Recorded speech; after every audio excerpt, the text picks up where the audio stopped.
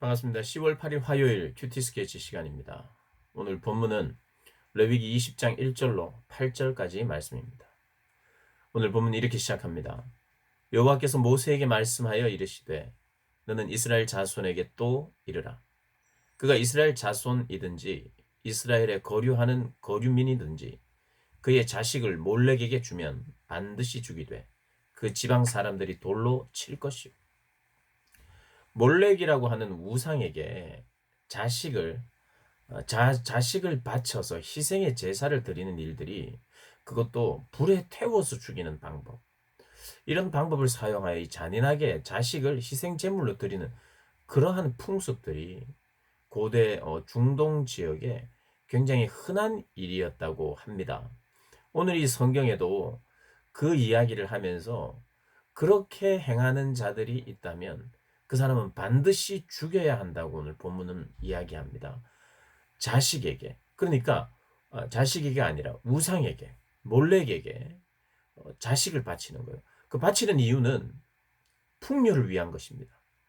그 자식의 생명을 통해서 가족들의 가족들의 더 풍요로운 생활, 그것을 위해서 이 부모들이 저질렀던 행위입니다.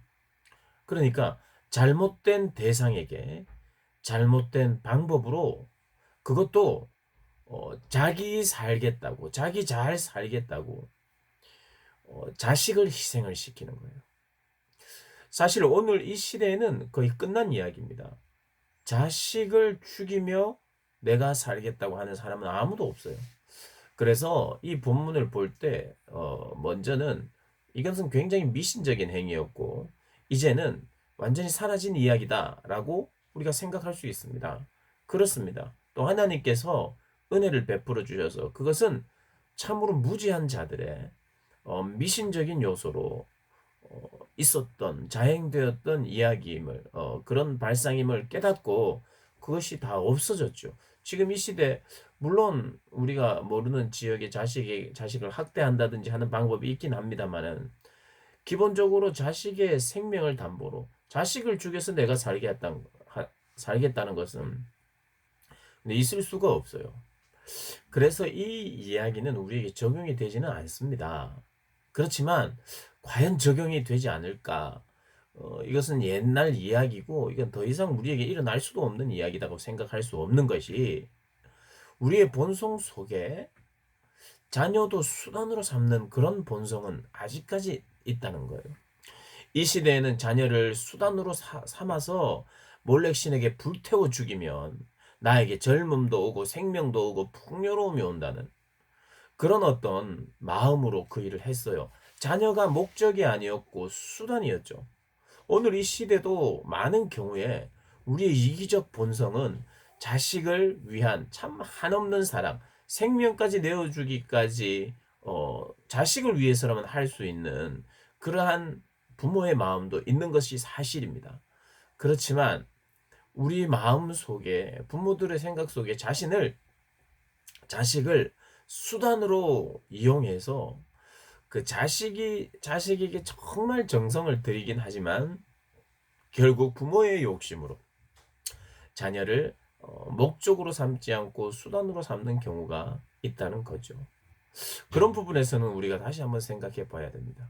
몰렉이 예전에는 옛날 시대에는 외부에 있어서 그것이 우상이 되었고 잘못된 방법으로 그렇게 잘못된 정성을 들였다면, 이 시대 역시도 잘못된 방법으로 잘못된 대상에게 우리의 어떤 정성을 쏟는다면 그것 역시도 하나님께서 원하시지 않는 것이. 그게 이제 이 시대는 이게 흔했던 것 같아요. 흔했기 때문에 하나님께서 이것을 막는 거예요. 생명의 존중. 자녀의 생명은 부모의 것이 아닙니다. 하나님의 것이에요. 그래서 그 생명을 막고 너희들은 절대로 이런 일을 행하지 말라. 만약에 행한다면 반드시 사형을 시키라. 돌로 쳐 죽이라고 이야기합니다. 굉장히 단호하죠. 그런데 이어서 하시는 말씀은 왜 이렇게 진노를 해야 되고 사람을 돌로 쳐 죽여야 될 만큼 큰 문제냐면 오늘 본문이 이야기합니다. 그것은 내 성소를 더럽히는 것이라고. 하나님을 위하여 하나님께 드려야 될 우리의 물건이든 물질이든 우리의 생명이든 다 하나님의 것으로 하나님께 드리며 예배해야 되는데 대상이 바뀌었죠. 그러니까 하나님의 성소가 더럽혀지고 그것으로 인하여 성호가 하나님의 이름이 욕을 먹는다는 거예요.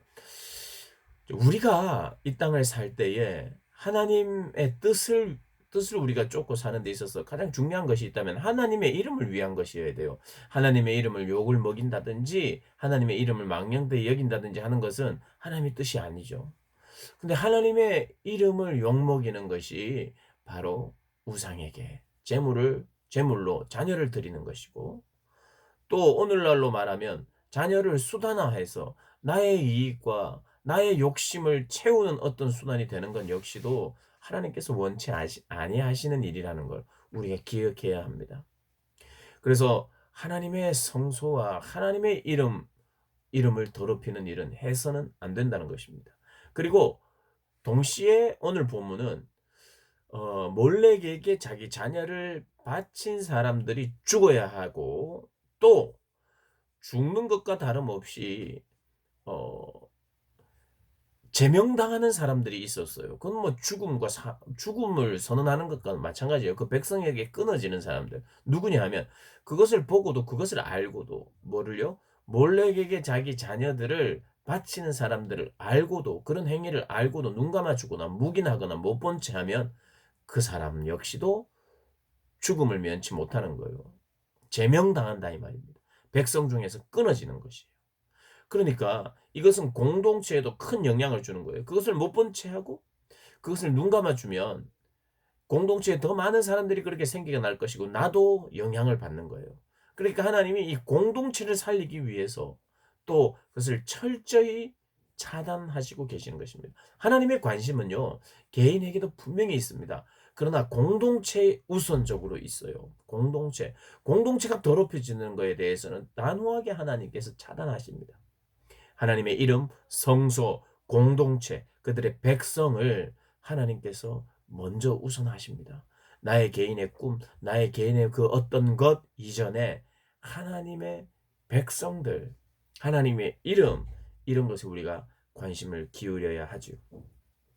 그러면서 이제 7절에 이런 이야기를 합니다. 뭐 6절에는 접신한 자와 무당을 따르면 안 된다. 그런 이야기를 하고요. 7절에 스스로 깨끗하게 하여 너희는 스스로 깨끗하게 하여 거룩할지어다. 너희들 깨끗하게 하라는 거예요.